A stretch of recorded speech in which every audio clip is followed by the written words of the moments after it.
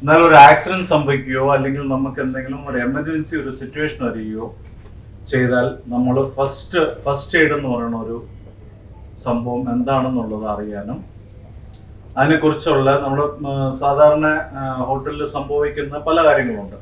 ഇപ്പം മിനിഞ്ഞാന്ന് രാവിലെ തന്നെ നമുക്ക് പൂൾ സൈഡിൽ വെച്ച് ഒരു കുഞ്ഞിൻ്റെ കാലിൽ ഒരു ചെറിയ മുറിവ് വന്നു. അപ്പോൾ നമ്മൾ പൂൾ സൈഡിൽ നിന്ന് ഒരാൾ ഓടി വന്ന് നമ്മുടെ സെക്യൂരിറ്റി അടുത്തുനിന്ന് മരുന്നും കോട്ടനൊക്കെ കൊണ്ടുപോയിട്ടാണ് ട്രീറ്റ് ചെയ്തത്. എന്നിട്ട് ഇമ്മീഡിയറ്റ് ആയിട്ട് നമുക്ക് എന്ത് ചെയ്യാൻ പറ്റുമെന്ന് ചോദിച്ചു കഴിഞ്ഞാൽ ആ സമയത്ത് നമ്മളാരും ഫോൺ വിളിച്ചുകൊണ്ടിരിക്കുകയായിരുന്നു. ഇഫ് ഐ എം റൈറ്റ്, അങ്ങനെയല്ലേ? ആരെ കുറ്റം പറഞ്ഞതല്ല, ആദ്യം നമുക്ക് ഫോൺ മെസ്സേജ് അല്ലേ വന്നത്? ആണോ? ആദ്യം ഫോൺ മെസ്സേജാണ് വന്നത്.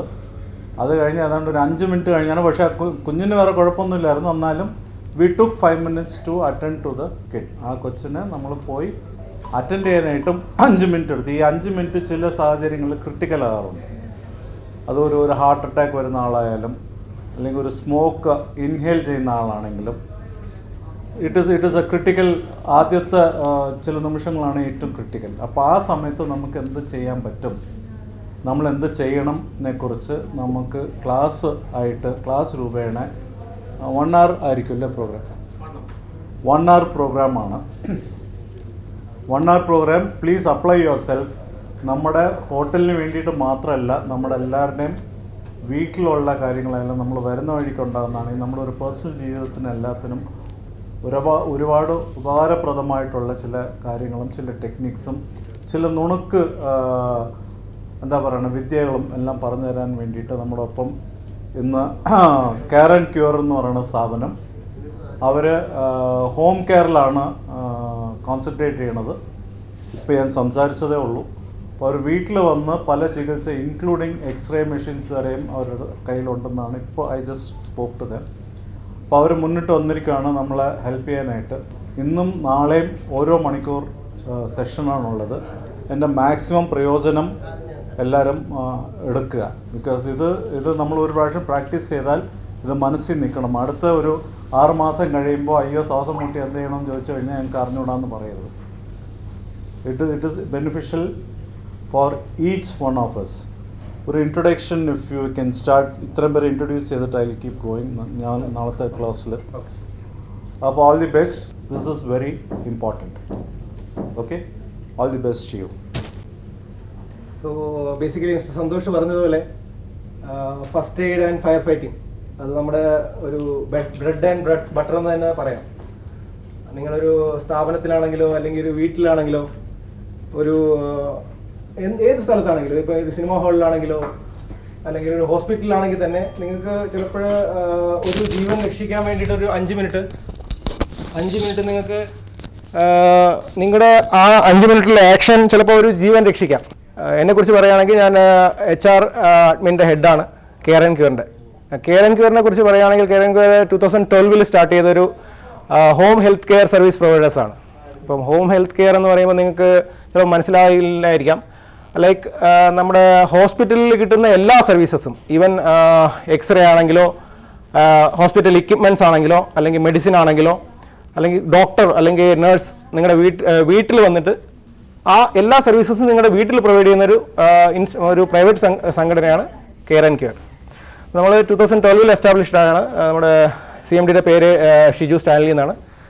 പുള്ളിക്കാരൻ്റെ ഗൈഡൻസിൽ 2012 മുതൽ നമ്മൾ ഒരുപാട് കേസസ് എന്നാൽ ഡെയിലി നമ്മൾ അറ്റ്ലീസ്റ്റ് 150 to 200 കേസസ് മാനേജ് ചെയ്യുന്നുണ്ട്.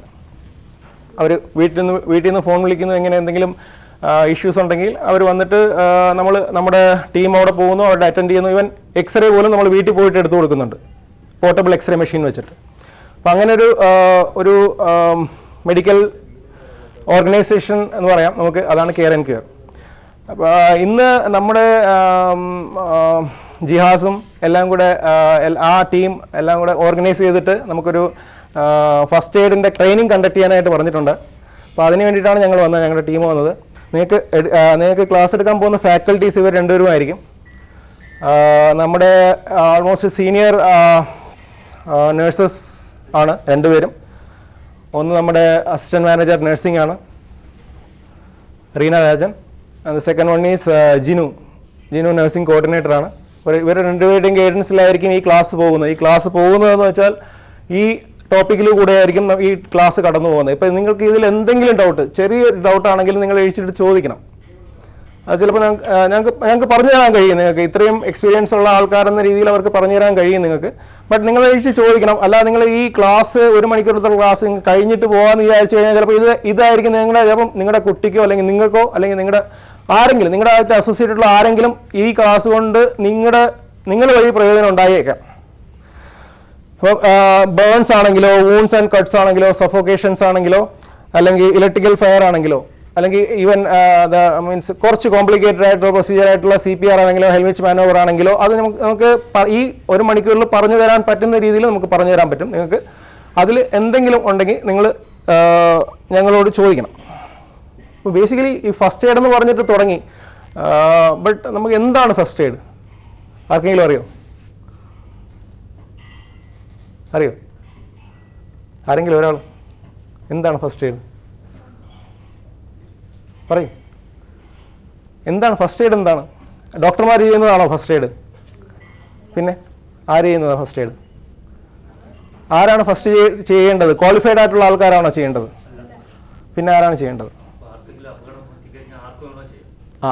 ആ അപകടം കാണുന്ന, ബേസിക്കലി അപകടം, അതിനാണ് ഫസ്റ്റ് എയ്ഡ്. അല്ലാതെ നിങ്ങൾ ഒരു 4 ദിവസമായിട്ട് ജലദോഷം വന്നു അതിന് ഫസ്റ്റ് എയ്ഡ് അല്ല, അത് ചെയ്യുന്നത് ഫസ്റ്റ് എയ്ഡ് അല്ല. ബട്ട് ഒരു എമർജൻസി ആയിട്ടുള്ളൊരു സിറ്റുവേഷൻ, അതിന് നമ്മൾ എങ്ങനെ കാറ്റർ ചെയ്യാം? ഇപ്പോൾ നിങ്ങളുടെ ഫ്രണ്ടിലായിരിക്കും ആരെങ്കിലും വിടുന്നത്, അതിന് ആ എമർജൻസി സിറ്റുവേഷൻ നടക്കുന്ന ആ സ്ഥലത്ത് ഉള്ള ആളാണ് ഫസ്റ്റ് എയ്ഡ് ചെയ്യേണ്ടത്. അതെന്തിനാണ് ചെയ്യേണ്ടത്? എന്തുകൊണ്ടാണ് നമ്മൾ ഫസ്റ്റ് എയ്ഡ് ചെയ്യുന്നത്? എന്തിനു വേണ്ടിയിട്ടാണ്? ജീവൻ രക്ഷിക്കാൻ വേണ്ടിയിട്ടാണ്. ആ ജീവൻ രക്ഷിക്കാന്ന് പറഞ്ഞാൽ ഞാനൊരു ഇപ്പം ആ നിൽക്കുന്ന ആള് ഒരു മെഡിക്കൽ പ്രൊഫഷണൽ ആവണമെന്നില്ല. ജീവൻ രക്ഷിക്കാനായിട്ട് നിങ്ങളെ കൊണ്ട് ചെയ്യാൻ പറ്റുന്ന കാര്യങ്ങൾ, ആ സമയത്ത് ഒരു കട്ടാണെങ്കിലോ, ഒരു ബ്ലീഡ് ആണെങ്കിലോ, പുള്ളി തലകറങ്ങി വീഴുന്നതാണെങ്കിലോ, ഇലക്ട്രിക് ഷോക്ക് ഏറ്റതാണെങ്കിലോ, നിങ്ങളെ കൊണ്ട് ചെയ്യാൻ പറ്റുന്ന ചെറിയ കാര്യങ്ങളുണ്ട്. ഇതുവരെ ഹോസ്പിറ്റലിൽ നിന്ന് ആൾക്കാർ വരുന്നവരെ, അല്ലെങ്കിൽ എമർജൻസി സർവീസ് വരുന്നവരെ, അല്ലെങ്കിൽ ആംബുലൻസ് വരുന്നത് വരെ നിങ്ങൾക്ക് എന്തെങ്കിലുമൊക്കെ ചെയ്യാൻ പറ്റും ഈ പുള്ളിക്കാരൻ്റെ ജീവിതം എക്സ്റ്റെൻഡ് ചെയ്യാനുള്ള രീതിയിൽ.